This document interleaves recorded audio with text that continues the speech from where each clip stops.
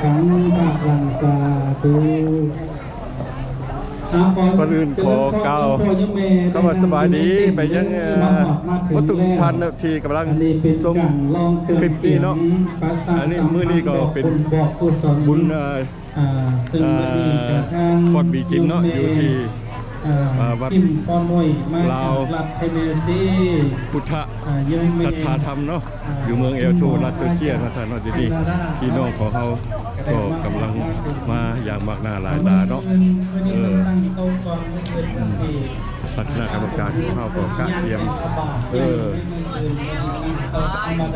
นอาหารการกินเนาะอยู่ทั้งคู่เนี่ยการกินทั้งคู่ก็เป็นของบวชเนาะมีความสะดวกให้แก่ท่านที่มาทำบุญในมื้อนี้เนาะทั้งหลายถ้าผู้ใดอยากเป็นเจ้าภาพเจ้าสังฆาอาจารย์เฮียงนิมนต์มาอีกครับอาจารย์เฮียงมานั่งที่เด้อให้ความสะดวกเนาะความสะดวกสบายแก่ท่านที่ตั้งใจมาร่วมทำบุญกินทานในมื้อนี้เนาะบุญฉลองศีลอันสง่างามอยู่ตายคือชีวิตเนาะถ่ายลงเฟซบุ๊กไปหลายๆเทื่อเลยนี่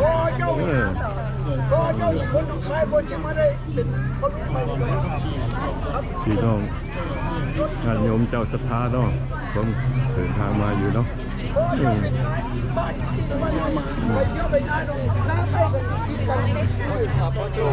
พี่น้องดีใจที่ได้มาเห็นหน้ากันเราก็ได้มาทักทายกันเนาะในงานมื้อนี้เนาะคุณแล้วหลังจากสันเพลนไว้แล้วเขาจะมีการตักบาตรตักบาตรเนาะแล้วก็สันเพลนแล้วก็นี่มันที่เป็นบุฟเฟ่เนาะถวายแต่พระสงฆ์เนาะที่มาร่วมงานในมื้อนี้เนาะหลายเป็นร้อยองค์ก็ได้ตามข้าพเจ้าคาดคะเนไว้เนาะ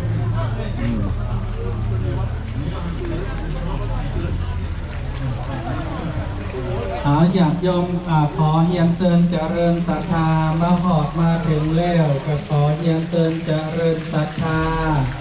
ได้นั่งตามเต้นเราเด้อออกตนอยากโยมตามอัธยาศัยส่วนพ่อแม่ครูบาอาจารย์ของเขาก็มาทางด้านนี้เนาะขอนิมนต์ทาง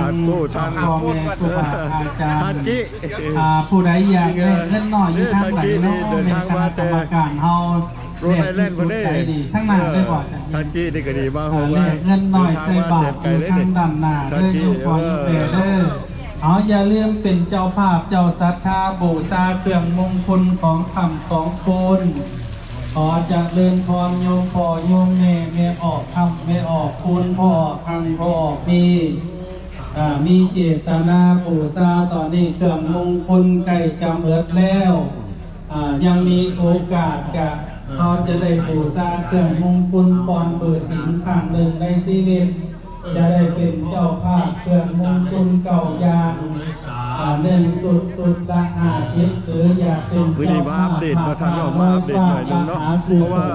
วันนี้วันที่13แล้วนี่14มื้อนี่จะเป็นมื้อสุดท้ายเลยนี่เป็นมื้อสุดท้ายแล้วเอาไว้เป็นสัตว์สงฆ์ก็ได้มาประชุมสิ่งเดียวกันเนาะเป็นประจัดประชุม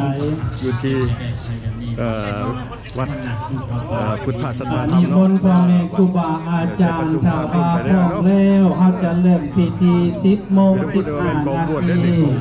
จะได้ทำพิธีอยู่ทางด้านในเต้นญาติโยมกันนั่งอยู่เต้นด้านเชิงก็ได้พร้อมจัดเตรียมไว้ให้ทางด้านลมโยมแม่มาจากฮิวสตันเนาะมาจากฮิวสตันพอสลองแดขออนุโมทนาเด้อยมแม่เด้อนั่งอยู่ทางเต้นดังนั่นเนาะเครื่องเต้นด้านนี้แม่นครูบาอาจารย์ยินดีมิฮะ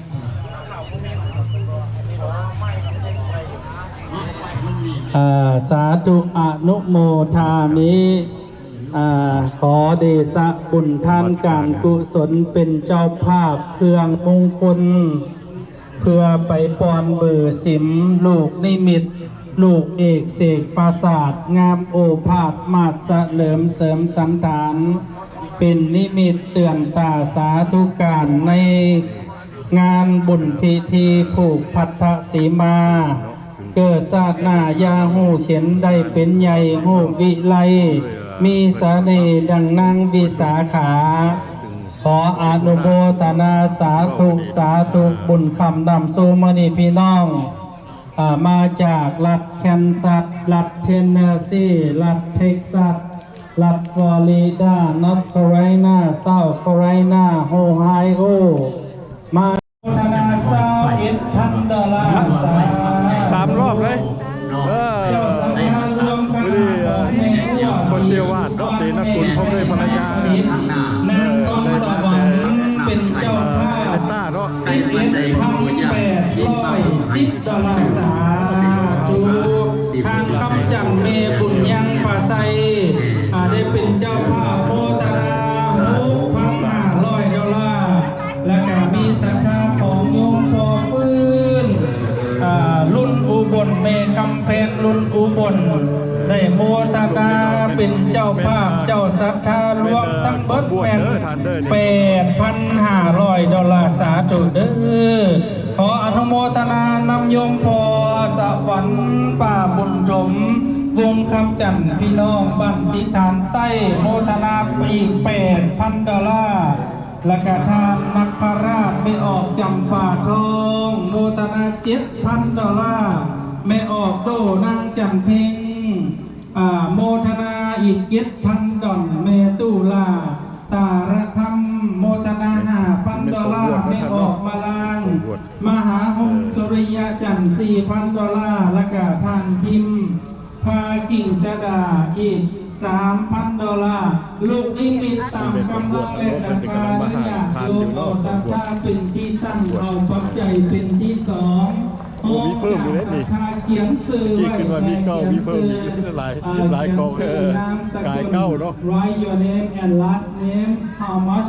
you donation you can put the number and then offer to อาจารย์เด้อญาติโยมพุทธบริษัททั้งหลายขออนุโมทนาสาธุการนำออกตนญาติโยมพุทธบริษัททั้งหลายอย่าลืมเขียนชื่อแล้วมาเขียนอาจารย์เป็นเจ้าภาพยอดซอฟ้าเป็นเจ้าภาพลูกนิมิตครั้งหนึ่งในชีวิตตอกตนญาติโยมมาขายด้วยเล็กๆน้อยๆเนาะมาขายเครื่องเนาะจากรัฐฟลอริดาก็ได้มามื้อนี้เป็นมื้อที่13เนาะที่13เนาะที่13หรือว่าที่7ที่8ของงานเนาะมื้อนี้เป็นมื้อสุดท้ายเลยได้ทำข้อมีมาจากหลายๆแม่ทางใจเมตตาสัทธาญาติโยมมาจากรัฐเท็กซัสหลายมาจากรัฐแคนซัสเลย30 กว่าคนอย่างนั้นเลยขออนุโมทนาสาธุการขอเรียนเชิญแก่แม่อะไรโอ้ยซื้อบริจาคอันนั้น500จะโดนแล้วเพิ่นเบอร์อ่านกันแต่หัวเพิ่นละเรื่องเลิศเบอร์เขาบอกว่าถึงแล้วแม่เอา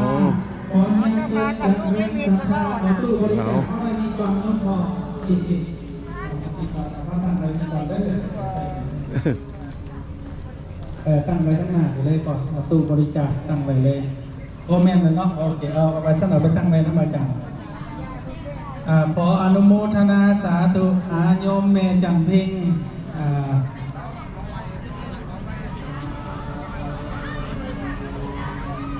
ขอขอบอกความใจกับคณะกรรมการได้ตอนรับสายทานศรัทธาญาติโยมพุทธบริษัททั้งหลายที่ได้มาร่วมจิตร่วมใจกัน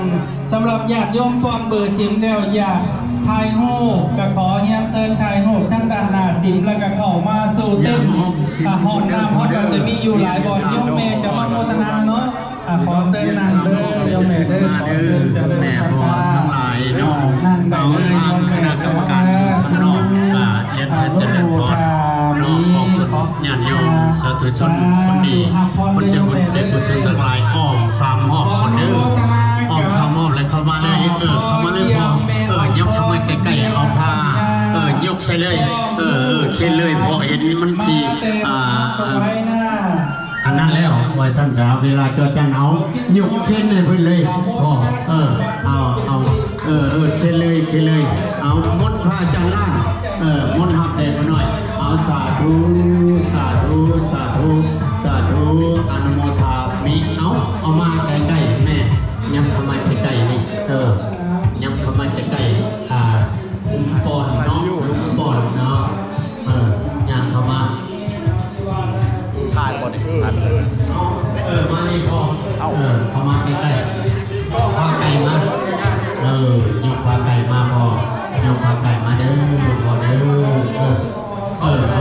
มาพี่ เอามาพี่แม่มาตู้เข้ามาใกล้ๆพี่ยับเข้ามายับเข้ามายับเข้ามาเอาทีนะวางลงก่อนแม่ถอดเครื่องอันนั้นทำหมด พูดก่อนเอาก่อนวางลงนี่วางลงไปเอาลงนี่ยกขึ้นหัวที่ศาลยกผ้าไตรยกผ้าไตรพอเอาสาธุสาธุพานังในปริสุทธังนิพานังปรมังสุขังนิพานังปัจเจโยโหตุสาธุเอาก่อนลูกนี่ไงก่อนเท่าไหร่เอาคนน้อยนี่เอาวัตถุวัตถุเอาลูกนี่เลยสาธุอันนี้ติดตัวนี้อันนี้ลงนี่ก่อนดูก่อนเอาสาธุติดใบหนึ่งเนาะติดเอาคำใบหนึ่งติดเลือกมันแล้วออกไปติดข้างนอกออกไปติดข้างนอกอนุโมทนาสาธุเป็นไรไปใกล้ๆพอมันจะปิวเอาไปใกล้ๆเข้าใกล้ๆไปดูตรงใดก็ได้ใกล้จะเลยเอาสาธุสาธุสาธุอนุโมทนาอ้อมสินไปติดอ้อมสินแต่ลูกโอเคได้ละได้เอาทุกไปท่านจะคู่แขนเดแขนเป็นเจ้าพระเมรุมาจารย์คู่แขนบอลเข้ามาใส่ถุงหมดเลยใส่เลยใส่เลยพ่อใส่เลยนะวัตถุคู่บอลเอามานี่มาดิยังทำไมจะใส่อธิษฐานอธิษฐานจิตอธิษฐานในคำนำทูบทจะไทยมันมีสิ่งอย่าทุกข์อย่าจมเนื้อทำแก้ใจขัดเป็นท้องให้เต่าหูใส่นาทำในเป้าให้ยันทำอะไรข่าวตึงกระเป๋าตึงตึงอาสาธุสาธุอนุโมทามิคนรู้บอกดียืนแล้วก็ทางยังได้ยังได้คำแบบปรารถนาเอาในใจแน่เกิดมาสาธุเอาเลยโดยแม่ไหลสาธุอนุโมทามิ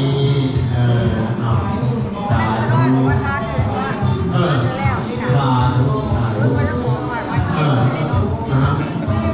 ท่านจะมัดแทนอ้อยหนาไปทางนั้นเอาวางลงเลยพอลงบนเอาลงนี่ดื้อเอาสาธุนับกันหมดละนับกันหมดได้เลยโอ้ลูกนี่สาธุโอเคอนุโมทามีเอาคำชูเด้อแม่ของวันมันแขนได้แจ๊เนาะเอาอ้อยหนาไปแขนน้ำเพิ่นพ่อแม่ครูบาอาจารย์เนาะเอาเป็นว่าดีเนาะเป็นสิ่งที่ดีต้องทำชูเด้อ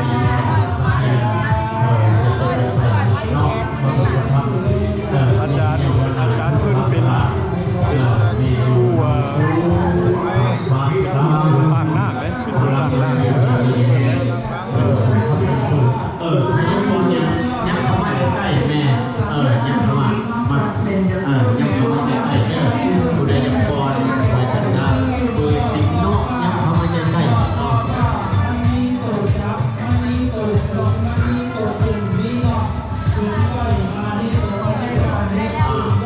มาสการเลย Inspired by the spiritนมัสการเลยเปรียบเสมือนยอดซอฟ้าพื้นหลังคาเสียงพื้นแดดพื้นฝนสาธุเอาตัวซอยมนขน่อยมนพายจันแขกมนพี่ก็ได้ขน่อยเอาอนุโมทนาสาธุมุนคำนำโชเอายับเข้ามาใกล้ๆพวกที่ปอนพาไตเอาเอื่นเข้ามาเอามามาขมนทำบุญต้องอธิษฐานทำงานต้องตั้งใจสาธุบูชาได้ไว้คุณเอาโยมเมยังบอกขักบริยินอาจารย์ประกาศสื่อเจ้าภาพลูกนิมิตครอบครัวโยมเมโสพงษ์พักดีบ้านไร่ดักไปบนนั้นแล้วก็เลี้ยวไปพูดต่อ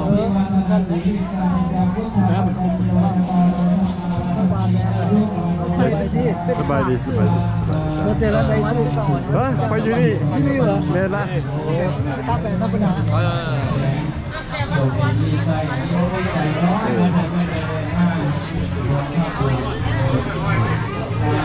เราเอากำลังมากกว่าหลายตาเรามาผม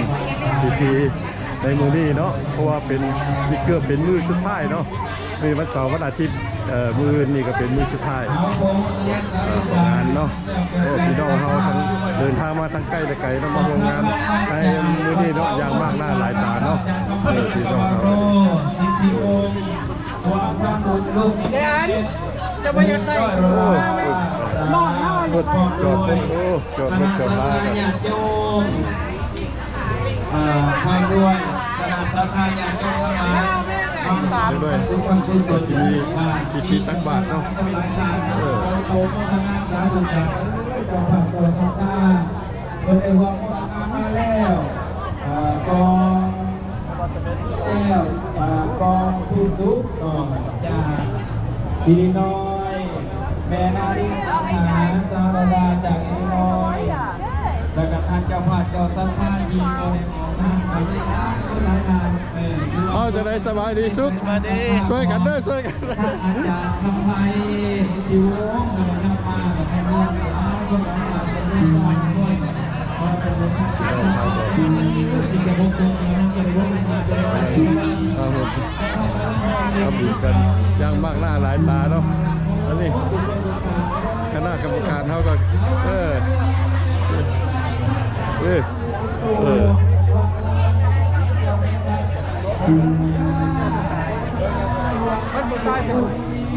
สบายดีขน้อยสบายดีขน้อยผมมีผู้ชายเรียอน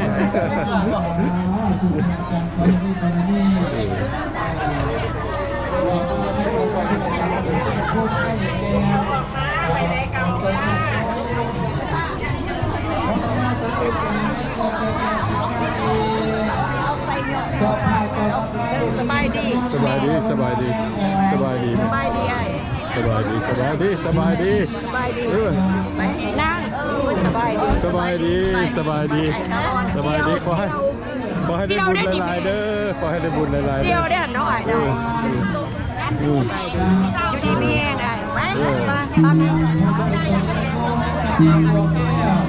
แสงสุริยาและโชคนาบัวปุยลูกนิมิตจำนวน555ราสาธุขอให้พระพุทธทานใจบุญแก่เส้นสุริยาความเบิกเบิกญาติโยมมีสุขภาพแข็งแรงเจริญรุ่งเรืองวัดว่ารามนั้นก็ขอให้สำเร็จเจริญรุ่งเรืองยิ่งขึ้นไปโมทนาสาธุการมาญาติทานเพ็ญสวัสดีจากอิลลินอยโมทนาห่วงลูกนิมิตจำนวน506 สาธุขอให้พระเดชพระคุณญาติทานอยู่ดีมีแห่งความสุขกายสุขใจสุขภาพแข็งแรงเด้อญาติทานเด้ออนุโมทนาสาธุการเป็นหุมโพมใจให้แก่ลูกแก่หลานสาธุขอเจริญสุขเจริญพรต่อตนญาติโยมเมื่อทุกคนทุกท่านใดที่มาหอดมาถึงแล้วได้พวงอุปโมทนาหัวบุญทำกุศลนำพ่อแม่ครูบาอาจารย์ในวัดราพุทธศาสนาธรรมแห่งนี้ก็ขอให้สมดังก็มาปรารถนาทุกประการเดี๋ยวมีอายุวัฒนสุขภาระสำเร็จทุกประการบุญคำนำสู่ผลบุญบนนี้บ่มีไผปันแจกบริญญาออกไรคืออังคาสามิตติยามเปียสังขังอายุวัฒนังเตสิวิตายาวันนิพพานังบางหน้าหลายตาเราบ่มีสักบาทอิติปิโสภะคะวะอะระสัมมาสัมพุทโธเวชชาจรณะสัมปันโนสุขโตโรปวิโทอนุตตรปุริสธัมมัสสารเทสัทธาเทวมนุสสานังพุทโธติสวะภะโตภะคะวะตาธัมโมสันติติโกวิโกเดยปัสสิโกโอปัญญายิ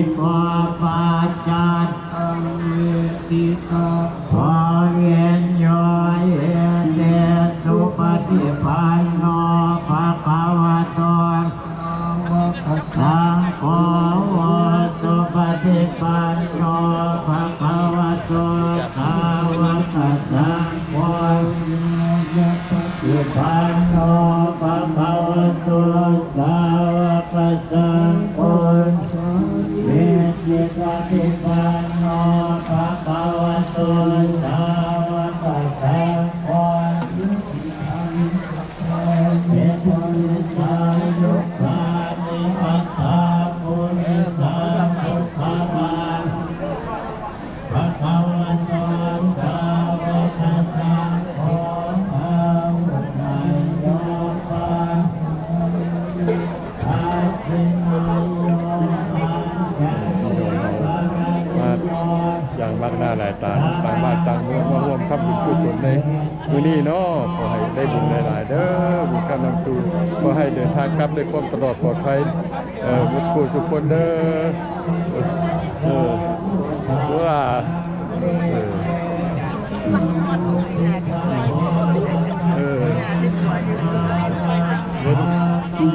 มีแต่ลูกแม่หลานสาวมาลูกสาวมาดิ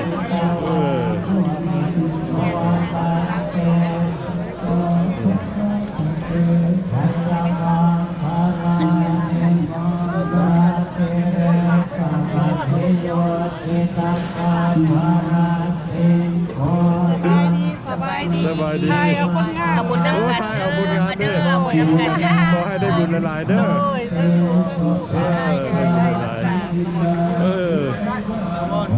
จังใดขอให้ได้บุญหลายๆเด้อบุญกรรมรับสู่บทกุศลทุกคนเด้อ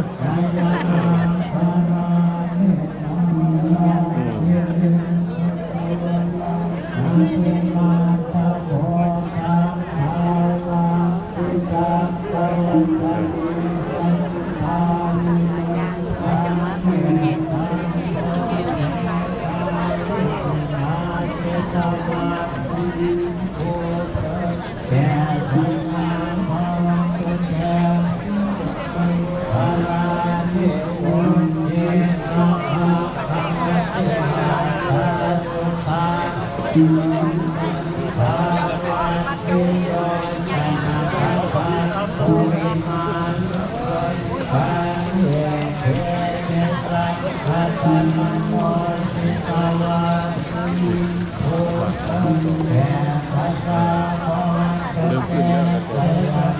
อีกคนตัวที่แล้วเนาะพี่น้องเขาอยากมากหน้าหลายตาแล้วมาโน้เลี้ยงคิวกันมาพี่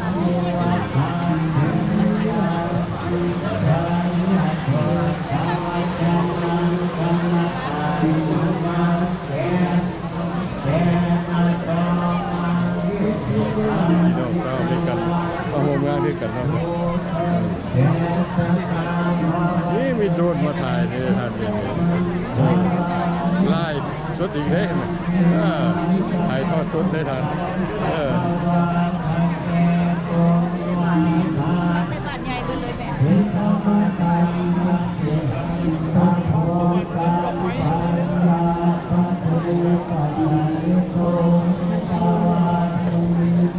เนาะอยู่ Facebook เพิ่นโอ้ FC เพิ่นหลายเพิ่นFC เพิ่นหลายได้เพิ่นไม่ออกเพิ่นก็เฮ็ดอาหารลงตลอดมีแต่อาหารแซ่บๆเฮ็ดขายก็ได้เฮ็ดกินก็ดีคักสุดยอดตำบักหุ่งก็สุดอยู่หั่นคือสิแม่นเพิ่นตำมื้อนี้น่ะแม่นบ่ค่อยว่าแล้วตำบักหุ่งเบิด 2-3 จานทั้งที่ผ่านมาเนี่ยก็เบิดอยู่ดอกแต่บ่ฮอดจานเบิดครึ่งจานมามื้อนี้เบิดบ่เหลือจานเลยอันนี้แหละเพิ่นว่าเฮ็ดอาหารแซ่บติดอกติดใจขายก็เป็นขายได้บ่ได้เซาตีเซาได้เนาะเนาะ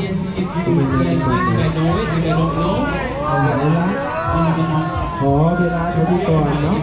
เราจะมาแจ้งอาดีตอยู่ภายหลังสำหรับวันนี้ขอจบไปเท่านี้ก่อนถึงกว่าจะพบพ่อกันในมื้ออื่นสบายดีรู้แล้วมาฟังไปนะ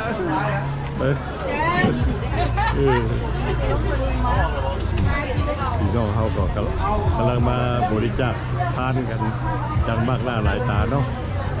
ก็แต่สัมผัสต่างด้วยว่าจังไดสบายดี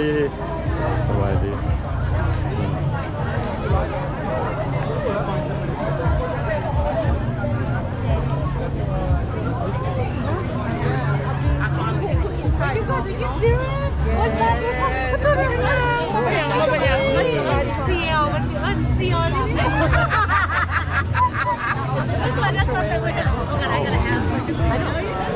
For me?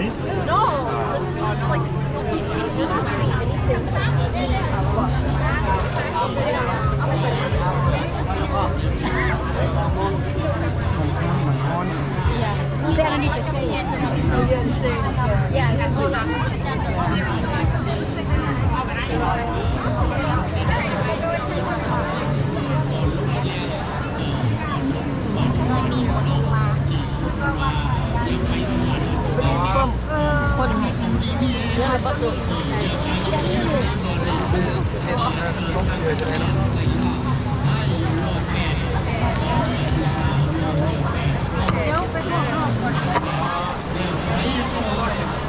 มีสิบ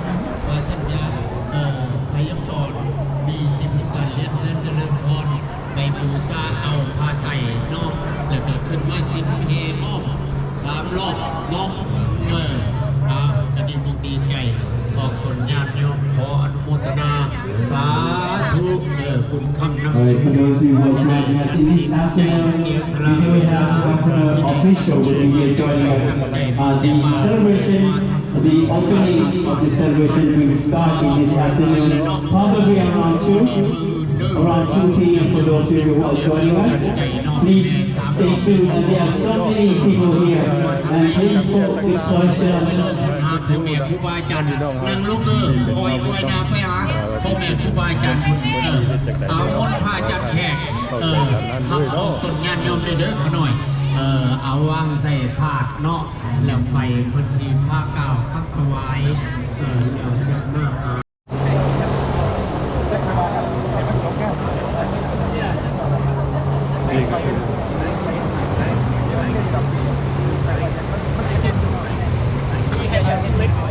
นี่ก็คือท่านเจ้าเมืองก็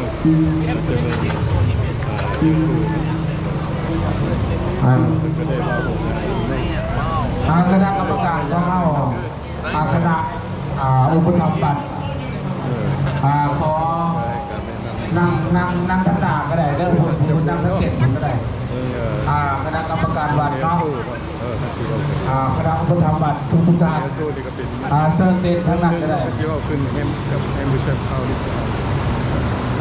รอถ่ายอีกจังหน่อยเนาะผมเป็นครูบาอาจารย์เท่ากับได้นั่งอยู่พร้อมใส่พื้นที่พอเดียวเดี๋ยวรอถ่ายตั้งแต่แขกสักท่าจะตีพี่น้องผมเนี่ยได้ยาไปบอลดูสิดูเนาะถ้าได้เวลาแล้วจะขอดีๆหน่อยก่อนเนาะในการบูชาเนาะเวลา1 โมง1 โมง00 น.เนาะจะได้บิดให้บริการ Laotian American Society of Georgia, and I am also the eldest daughter and cultural advocate of the temple president, Gongjan Latnasai, here at Wat La Bodhisattva Tama. I want to go ahead and thank everybody for coming out here and joining us for the Bon Katsim or the temple blessing celebration. Today we have a lot of cultural performances that we would like to showcase between 4 different groups today. We wanted to start off with the Laotian American Society for the music program, Jalensin, and we want to go ahead and have them set up real quick. So we are going to be having the Jalensin music program, and they're going to be performing a classic melody of Laotian music. So Eliza, Mike, and Asan, are you guys ready? All right, guys, give a round of applause for Asan, Eliza, and Mike. They'll be performing a melody of Laotian music for you guys on the can and the lanat, which is the can right there being held by the young man right there. It is a bamboo windpipe that is the national instrument of Laos. And then the young lady right there will be performing on the lanat, which is like our version of a xylophone. So without further ado, we're going to go ahead and kick off the performance with the Jalensin music program, playing a melody of classical Lao music. Please enjoy.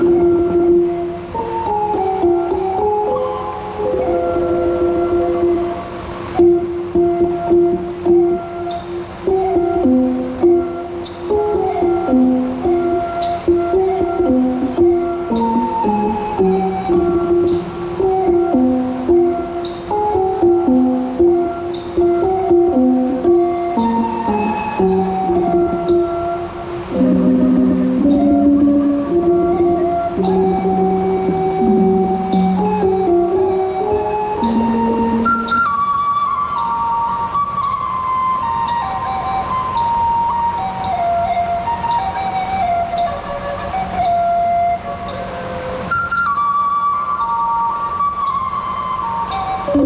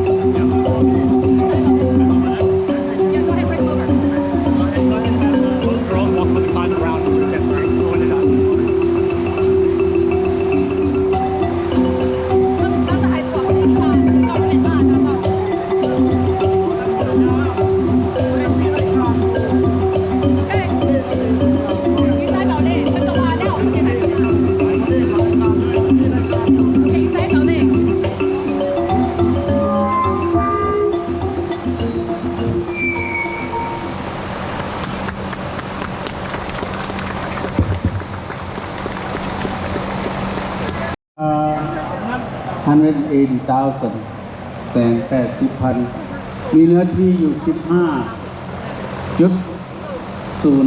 เฮกเตอร์ มีเงิน2 หลัง มีโบมาโฮม1 หลัง มีน้ำสร้าง2 หน่วย ได้ตั้งชื่อวัดพุทธสัทธาธรรมก่อน โดยการบริจาคจากพ่อแม่พี่น้องชาวพุทธอยู่ในเมืองฮาร์เวอร์แชมทั้งใกล้และไกล South Carolina North Carolina แคลิฟอร์เนีย ฟรานซ์ มาจากฝรั่งแคนาดาและออสเตรเลีย มาทั่วโลกสปป.ลาว ตอนเดือนเมษายนวันที่ 2009 หลังจากซื้อขายถูกต้องแล้วจึงได้ขออนุญาตจาก State of Georgia by Control Number 09083390908339 และก็ได้ Federal Tax Exempt จาก Federal EIN Number 27-14-40-14-43 แล้วก็ Habersham County Property Tax Exempt วัดแห่งนี้เป็น a non-profit organization บ่แม่นของพรรคใดบ่แม่นของพวกใดและบ่เป็นของคนใดอันนี้แม่นกรณีสงฆ์เป็นของส่วนรวมที่ได้ประกอบคณะอำนวยการ15 ท่านในคันแรกและ Men and women and your culture is so wonderful, and thank you for letting us be a part of your day here today. I understand this is a day of a lifetime to dedicate this new temple, and I'm glad to be here to represent the people of this county. Many people that know me here, my people have been in this county for 234 years, and so we love everyone that comes here, and so I welcome you, I love you, and thank you for being here. Our next guest is our Honorable Representative, Mr. Victor Anderson. He represents Northeast Georgia and the state capital of Atlanta. I'm glad to be his friend, and we're honored to have him to represent us as well. So thank you for letting me be here. Thank you. And my name is Victor Anderson. I am in the state legislature in Atlanta. This is my wife, Kimberly Anderson, here with me today. And we literally live 1 mile over those trees. So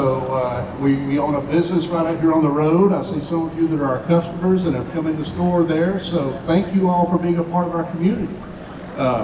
Bruce looks really good for 230-something years old living here. But I'm a lifelong resident of Habersham County myself. And I can tell you, this is amazing. This facility is amazing. We used to come here when I was a young boy, when it was still a farm and people living here, and the artistry, the architecture, and what you have done here to create the shell is amazing. Now it's my understanding this week of events and this weekend is to breathe life into that shell, and we welcome you. I want to thank you for your contribution to this community. Thank you for your contribution to Georgia, and I appreciate the opportunity for us to be a part of this. Thank you.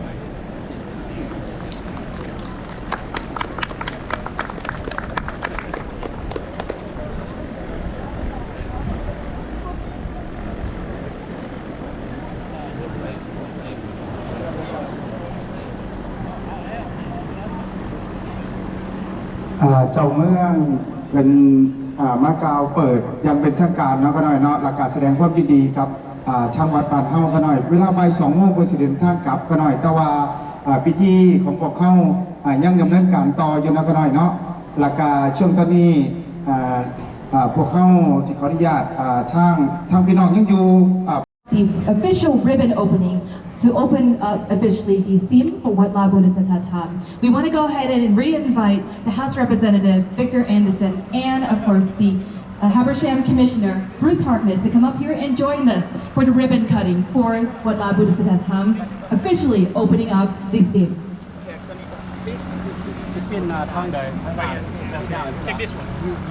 Gather around everybody, this is only going to happen once.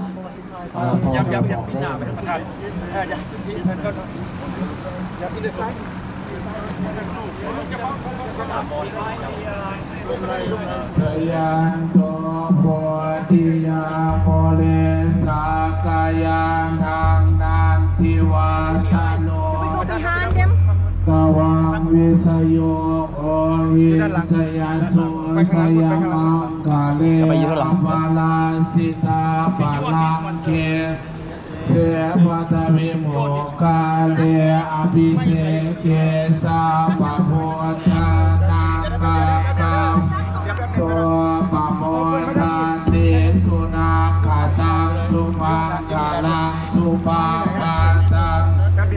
ติดังสุขันโนสุโมโหโต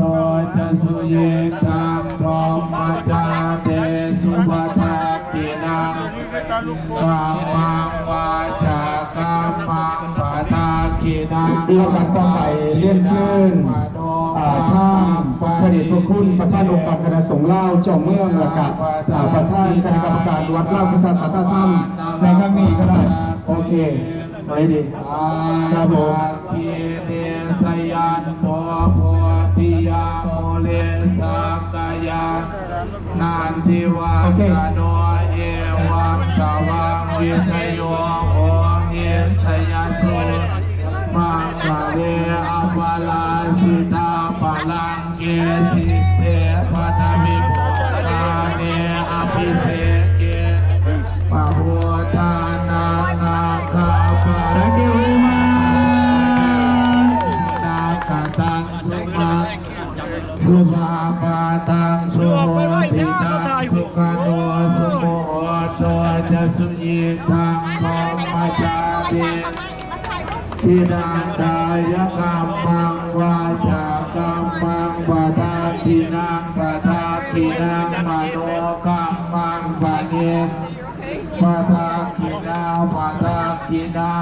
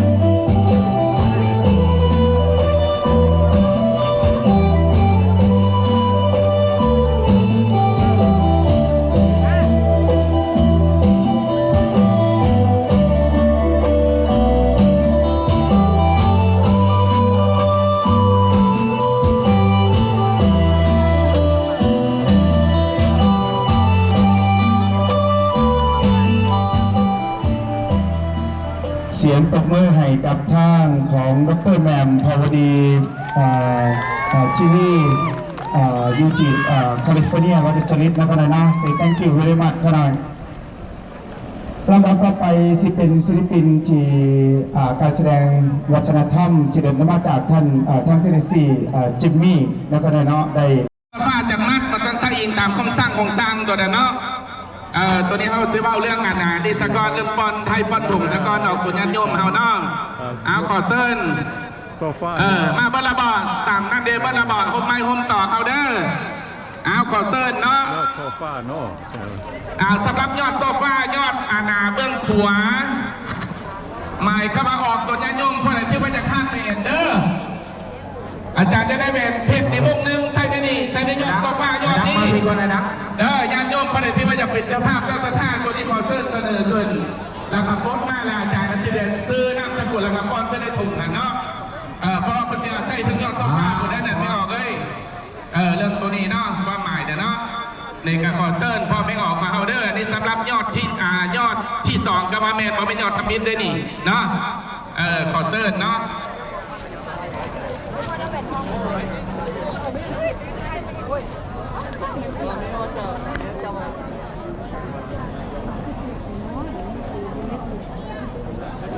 เราจะได้ให้อาจารย์เยี่ยมพัฒนาเรื่องเจ้าภาพยอดฟ้าสำหรับยอดนี้เนาะมามีอยู่ดักเจ้าภาพทั้งเบิร์ดนะไม่ออกเด้อเอาก่อนที่พวกนั้นยอดที่1เนาะที่1ที่ออกเด้อท่านจะสอนเรื่องต้นกันก็โดยที่ทราบเนาะท่านผู้มาสวัสดีเดี๋ยวก็พ่อใครก็นี่ท่านรอบอกจะมาดูมาฝึกก็วันเดียวเราที่อยู่เนาะมาได้ผมไม่สบายกันเนาะมาสร้างบุญกุศลกันเราพุทธศาสนาครับเนาะมาคบใจร้ายที่สุดบ้านนะเราก็มาอย่างมันหน้าหลายตาไม่ใช่ทางแต่ละคนนะครับทางนี้ใส่ประเสริฐแล้วทางสุไลรัศดักแล้วทางพวกทางยกดูประเสริฐแล้วก็ไม่ได้ถึงหอนเพียงสักอะไรรูปภาพก็ทำอีกเนาะใครก่อนวะขอเซิร์นไม่ออกบางคนไม่ออกเด้อมาอย่างไรเนาะคนไหนที่มาเสนอแล้วมีมาพวกเอาเชื่อว่าอยากได้เบนไส้เนี่ยนะเนาะวงหนึ่งบ้าแต่ว่าวงบักหลายๆกระลัดกระเบาเนาะพอเป็นพิธีเสื้อเนาะมีว่าเป็นข้าราชการเราไม่ออกเลยมีบ้างมาได้ใส่ดิคนมาเที่ยวนี่แหละเป่าเทศเป่าลุยเขาไม่ได้ใส่อย่างนั้นเนาะคุณมียังเห็นไม่ยอมมาบอกเทศก็ได้อีกทางที่เขาจะข้ามเด้อพอไม่ออกเขาเด้อดีๆที่สุดภาษาชาติเดี๋ยวพอเขาเอาไปจะเอาไปอยู่เลยใช่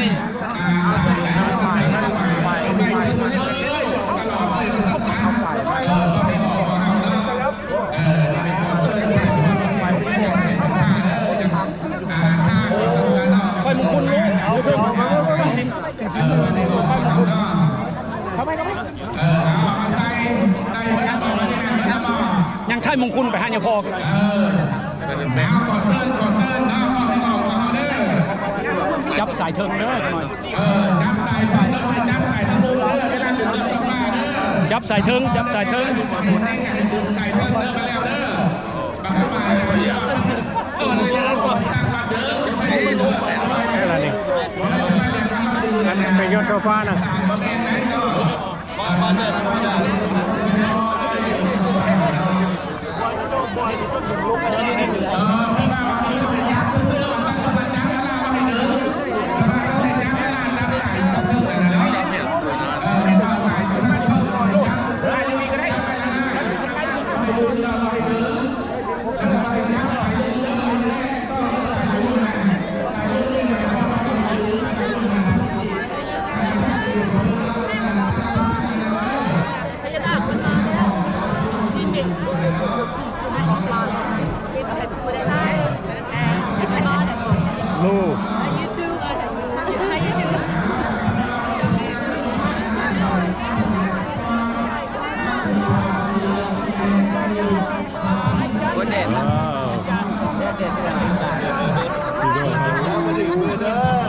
หลายตาเนาะพี่น้องเฮามาสร้างบุญกุศลนำกันเนาะในมื้อนี้เนาะขอให้บุญกุศลเรานั้นจงไปปกปักรักษาพี่น้องเฮาชาวพุทธทุกคนเด้อ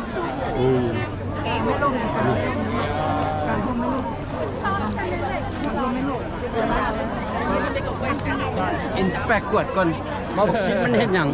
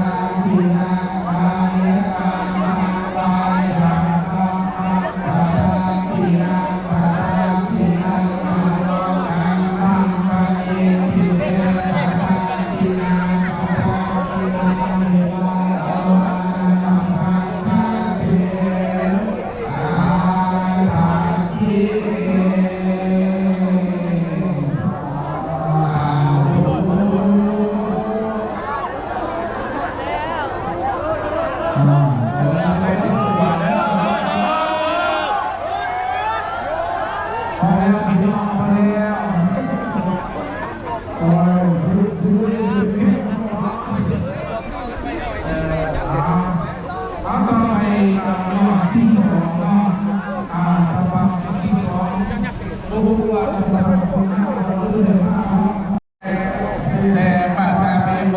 คาเลอภิเษกเกสาภะพุทธานังอังคาปะโตปะโมทันติสุนังคตังสุวังคาลังสุบาภาสังสุ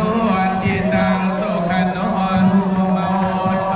ชันสุเยทังพรหมจาเลสุปทาคินังกายกรรมังวาจากรรมังวาทาคินังวาทาคินังมโนกรรมังปณิทิเตปะทาคินาปะทาคินานิกาตวานาคันธาเทปาทาคิเนอ้าวพ่อสาหยุดนะหยุดเถอะเอาเป็นยอดที่สองกำลังกะเกี่ยม เปิดให้ก่อนสัมมาสัมวาสาเอปุโกสัทธาสังโฆตังสีมังสามุหันติตังสีมังตังนาทีติยัสสะยัสสะโตอันตักบาตรตักสิเอติสะเนี่ยตักยิงเด้อสัมมาสัมวาสาเอโกสัทธาสังโฆเอกุโกสัทธาสัมมุขโตกดวิธีเนาะกดวิธียังมาหน้าหลายตาเนาะ สัมมาคัมมติโอภาสยาสัมมาสามุหาตาสาจิมาสังเกนะสัมมานาสัมมาสัง เลยก็สิมีพิธีตักบาตรอีก สัมมานา เนาะ สัมมาสังเอกุ เป็น โก มือสุดท้าย สัทธา เนาะตัดสิบอกก็ดีมือสุดท้าย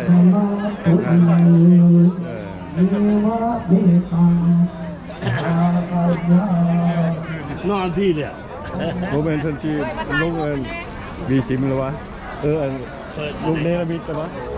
มือแดงขึ้นเลยนี่เป็นยังไงของบวชวะโอ้พี่น้องเขากลับมา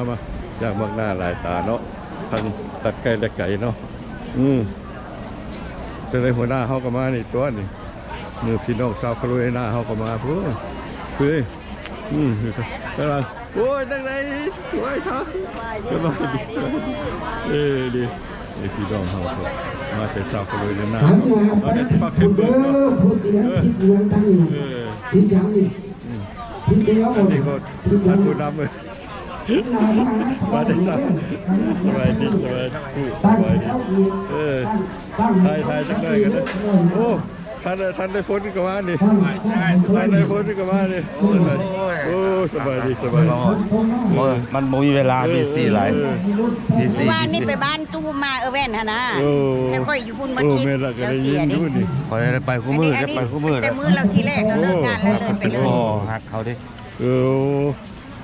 จังหวะมีผู้ใดดิไปเรื่อยๆดิดีแม่ด้วย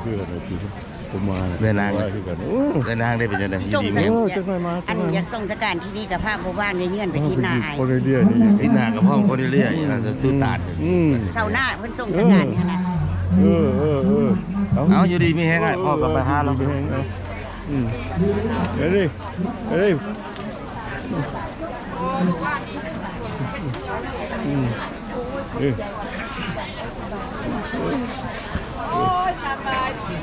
สบายดีสบายดีสบายดี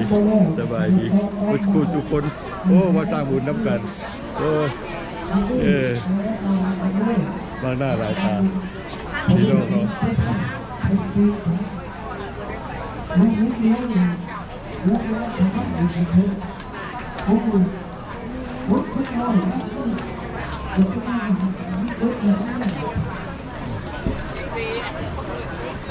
านี่ไง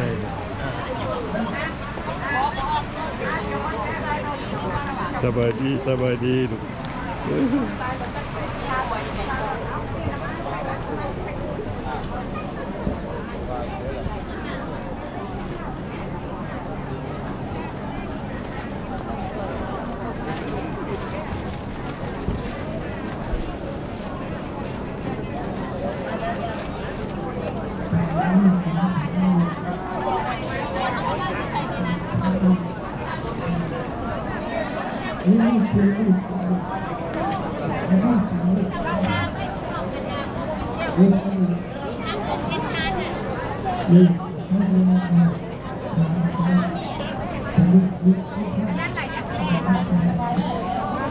พี่น้องเขาก็มาสบายดีสาธุแม่ล่ะพี่น้องสบายดีสปาเกตเบอร์อยู่ดีแฮงก็ได้ไปถามข่าวกันไปนี่เด้อยู่หันไอ้ดิดไอ้เด้อก็อยู่หันนั่นย้ำกันนั่นแหละอยู่หันน่ะไปก็เด้อโอเคพี่น้องเขาก็มาทำบุญมาในเส้นนะแต่ทางวัดของเรา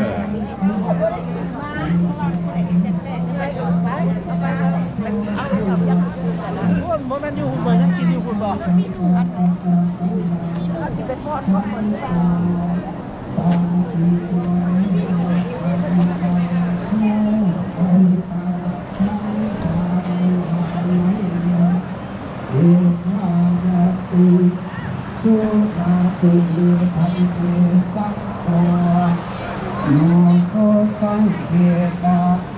อิจิวเลนะอาวิปาวาโสสัมมาโตสังโฆตังอิจิวเลนะอาวิปาวาสังสามุหานาติสามุหานาติยัสสะยัสมาโตกรรมติเอตัสสะติอิวเลนะอาวิปาวาสัสสะสามุขาโตสุตุนาสะยาสนะกรรมติโสภาสัยเบิ่งคือเก่าละโอ้สบายดีพี่น้องเขามาแต่ทางสังซาฟโรเลนาเนาะขออนุญาตท่านรัตดาข้างหลังข้างหน้าจับอะไรกันโอ้สบายดีมาเห็นด่วนล่ะอยู่ดีมีก็เก่าพี่น้องเขามาพี่น้องบุญสร้างบุญกันเนาะเขาหน้าหลายตากรรมการเขาก็โถ่ก็ว่าสิแล้วโดยเฉพาะเนี่ยเราเป็นทาสีละญาติทาสียากมุดเดียวนะไปว่าสิได้ป่านนี้งามไล่เอาแก่ใช่แล้วไปยาบดุลบ่ ฮะอะไร ได้ไปยามมาดุนบ่ ยามไหน ไปหาอดุลบ่ ฮะ อดุล โอ้ยจะไปจะไหนลูกพูดเดินหามิดนี่เลย ห้ามิตรไปห้ามิตรโทรไปกับบ่รับ ไปโทรหาผมเลยโอเคใช่ไปจักหน่อยใช่ไปจักหน่อยเด้อ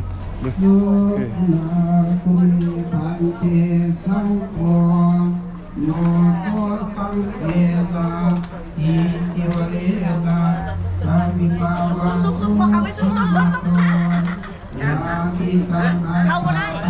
เข้าก็ได้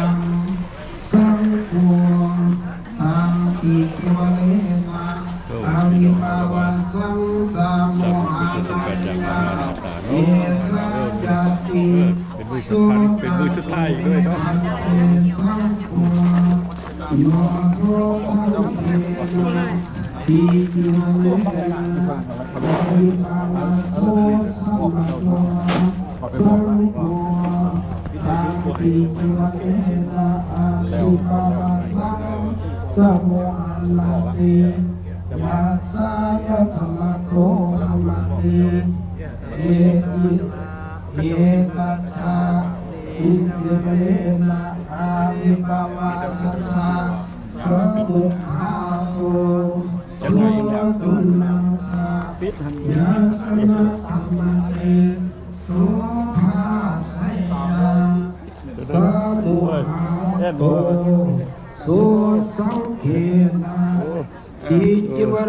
สบายดีโอ้ส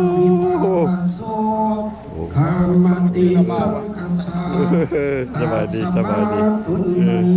ผู้งามกันเก่าเว้ยเดี๋ยวพ่อหลง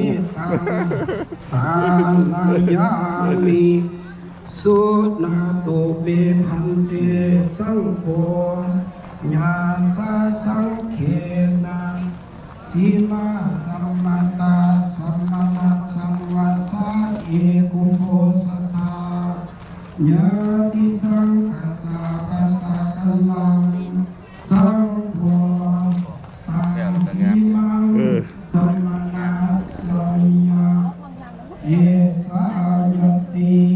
สุนาโตเปพันเตสังโฆญาสาสังเขนะสีมาสัมมาตาขอยังอะไรนี่ก็เป็นอะไรพ่อไว้เด้อ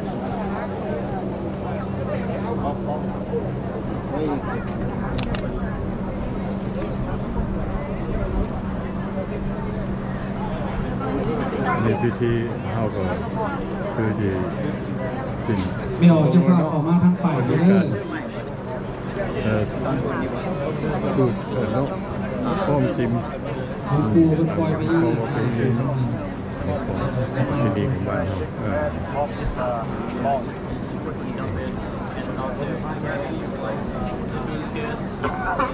If the bomb is 70, it should have or 1/3. จะหน่อยพญานาคตั้งประเด็นนั้นนะ จังเลยกล้อง จังเลยฮะ ไม่ได้กล้องน้อยๆ FBI ไม่ได้เอาใหญ่ๆขึ้นไปตู้ดิ โอ้ของ FBI ของ FBI ของ FBI ของ CIA คนนี้ของเป็นตัวเราเปิดเผยได้แล้วคนอ่ะฮู้บักง่ายคนอ่ะ กล้องของ FBI รีวิวบ่ได้ รีวิวบ่ได้ มีแต่เจ้าของรีวิวได้ มีแต่เจ้าของ ที่ก็จะได้สิ้นสุดโลต่อไปอันนั้นตัวฝังลูกนี้นิมิตบทลุง ฮะทัก สุดท้ายลูกสุดท้าย ฮะ บ่ทักลูกนิมิตหนังจากแล้วนี่โอเคอันนี้เพิ่นสวดทอดสวดทอดและสวดยัดมานี่ คอยกล้องกระปิดตัวหน่วยบักใหญ่ๆเล่นกับบักเงาๆผลว่ามันของค่อยๆเนาะเอาครูบาอาจารย์แล้วนิมนต์บาทองค์ละหน่วยองค์ละหน่วยเขาหน่อยเด้อ เริ่มขึ้นเนาะ องค์ตุ้ยกับแม่เฒ่าบาทหน่วยใหญ่องค์ต้อยกับบาทหน่วยน้อยเด้อ ท่านกำลังชม เอาเรียกแถวก็เลยจะท่านออกหน้าให้จะท่านเด้อจะท่านออกหน้าก่อนเด้อผัวบุตรโสเอาอาวุโสออกหน้าจะท่านท่องดีหยุดใส่จะท่านตรงนี้ออกหน้าไม่ขน้อยนิมนต์แต่ใส่เริ่มแต่ใส่ พูดแล้วจะท่านดีบาทให้ทงจะท่านฮะ อยู่ในไพ่ทงยาทานเอามาถวายยาทานเลยอ้าวยาทานกันยาทานยาทานประทานอยู่ปวดหน้าใหญ่บอกว่ามีบาทเอาสักซ้อ5 บาทโยเอาไอ้เปิ้ลแน่ยาทานนี้บาทอยู่ที่เอาทำเบิร์ดไปหยุดแค่15 องค์นะทำเบิร์ดก็ไม่ออกเนอะไม่เลยวันสบายดีเตรียมเงินไว้เตรียมเงินไว้ดีน้องเขาดิคุณใจมาต้มขนมหลังจากพอได้ที่มาเบิร์ดแล้วเราก็ไปนั่งอยู่เบิร์ดแล้วใส่แล้วก็ไปนั่งอยู่ตามห้องตามเท่งตามอย่างเดิมเด้อเตรียมฮับพ่อจากน้ำเด้มาแล้วเด้อได้กันต่อไปเนาะเอาขอเซิร์นแม่เวลานางเวลาใส่บาตรบอกให้อยากซ่อนกันเด้อแม่เด้อทราบหนาจะได้ลูกฝาแฝดเด้อเจ้าหน้าที่ให้นางให้ทานให้บาตรกันแม่ใบซ่อนแม่ใบซ่อนผู้ใดเนี่ยที่ว่านางมาได้ไปยืนเด้อแม่เด้อมาเป็นอย่างอนุญาตเด้อแม่เด้อนำมาต่อมาพอคือการเอาตั้งเก้าอี้ไปนั่งก็ได้แม่ใส่นะใบเป็นอย่างดอกแม่เอ้ยใบเป็นอย่างยืนก็ได้แม่ยืนก็ได้บัดเวลาพัดสีมาแล้วจังยืนคืนแม่ระมัดระวังเรื่องสุขภาพปัญหาเนาะพี่น้องเขาพี่น้องเขาไก่สอนเบียงไซต้องโดยภรรยาสำหรับปัจจัยหมายเขาให้ใส่ได้ถงยามเด้อปัจจัยเด้อแม่เด้อพอเด้อนั่นผมว่าตู้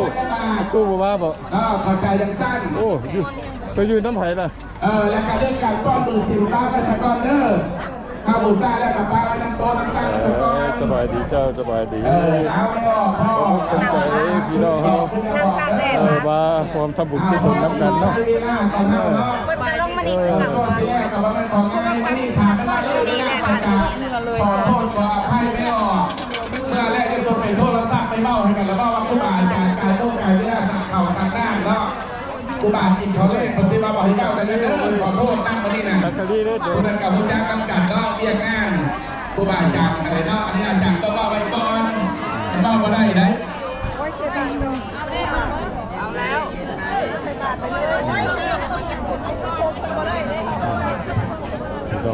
เอาอะไรเรื่องว่าเขาที่เล่นส่งแถวว่ายังไงเรื่องไหนเรื่องไหนแบ่งเป็น2 แถวเป็นยังไงบ้างจังโอ้สบายดีขอให้ได้บุญหลายเด้อขอให้ได้บุญหลายเด้อ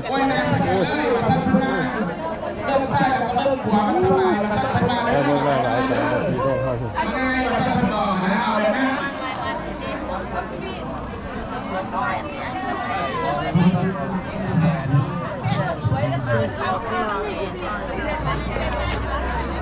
ขอให้ได้บุญหลายเด้อชาย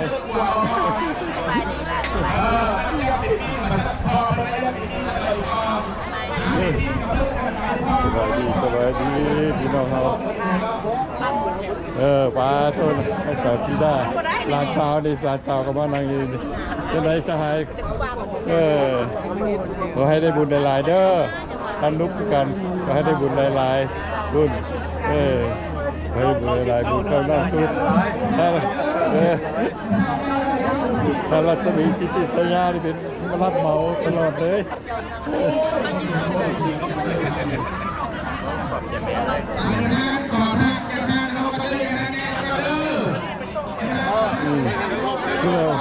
โอ้นักสาวบุญทองได้บุญหลายเด้อบุญสำเร็จสู้อุทิศไปหาพ่อหาแม่พ่ออีแม่เลยเด้อโอ้ยสบายดี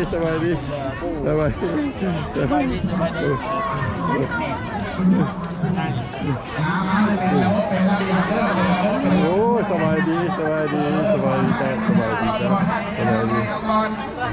เด็ดแต่ว่าขุนมันมีบนท้ายบนคุณวานวานทอด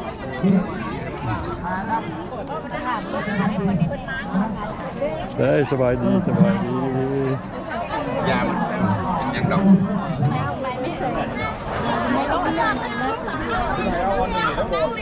พวกเมย์คนบอลเพื่อ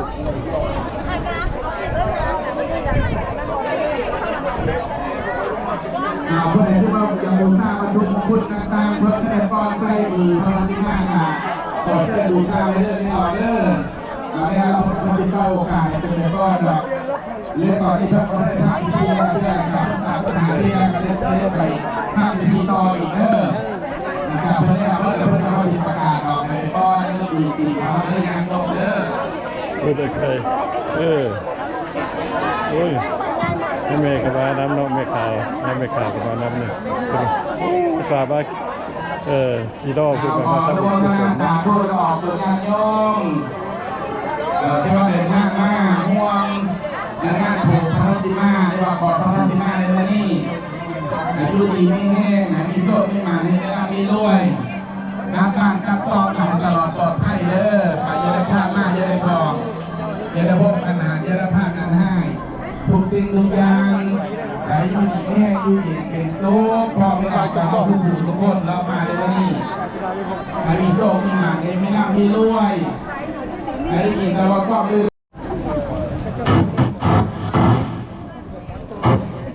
ในพิธีตักบาตรเขาก็ได้เดิมขึ้นเนาะกับพิธีตามเขาเนาะมื้อนี้ถือว่าเป็นมื้อสุดท้ายของงานปลดวิชินเนาะที่เมืองเอลโทรัฐเทอร์เกียครับทางภาคเหนือของรัฐเทอร์เกียเอาไปคนเดี๋ยวพ่อโอ้ย7 คนบ้านมาหมดเลย7 คนไอ้พ่อเขากล้องลงเย้พ่อกับมาตามมาเป็นอะไรจะลงไปหรอไม่เอาไว้เวลาใส่บาตรต้องหนาเยี่ยมแต่ไม่เอาได้สร้างนาเจ้าก็สิเป็นผู้งามเด้อเกิดมากนาเจ้าก็สิสวยใบโพดเจ้าก็สิมีเขียมาแง่เด้อไม่ออกเด้อ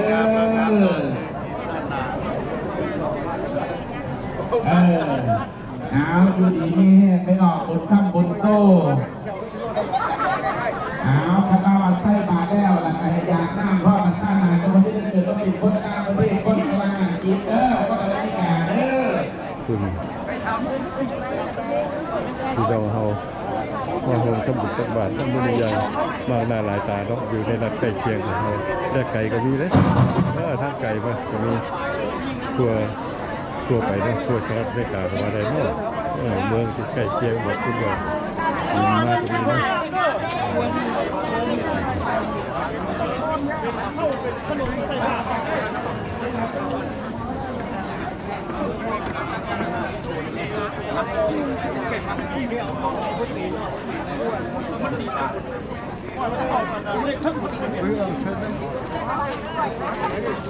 จะเป็นนักโทษต้องดีเนาะแต่คือลำพาตักบาตรดี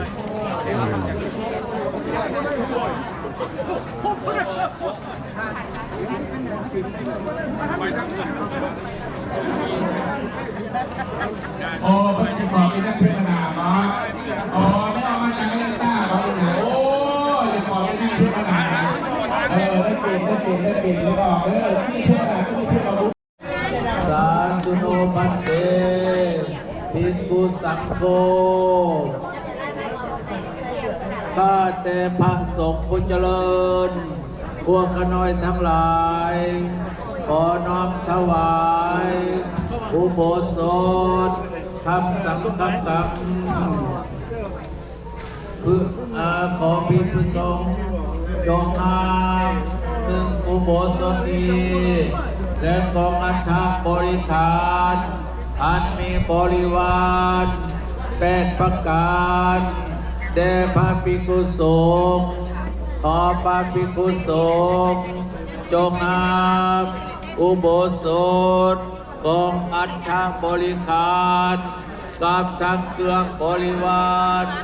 ทั้งหลายเหล่านี้เพื่อประโยชน์เพื่อความสุขแก่พวกขน้อยทั้งหลายตลอดกาลนานเถิดมุงแม่ของใหญ่ๆนะเว้ยแต่มุงพ่อก็จะเฟิร์สก่อนตี